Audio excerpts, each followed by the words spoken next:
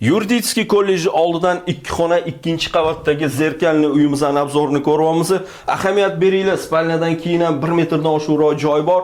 Uyimizda remont, mebel, texnika full komplektatsiya. Hamma sharoitga ega. Bu yoq tomonimizda zal qismi bo'ladi, divanli zona, xullas videoda hammasi ko'rinyapti, gapirishimga hojat yo'q. Bu yoq tomonimizda 3-xonasi, ya'ni 2 xona 3 xona qilingan. Bu yoq tomon aslida kuxnya bo'lgan, kuxnya hozirgi kunda balkonga olib chiqilgan. Bu balkondagi holatligi.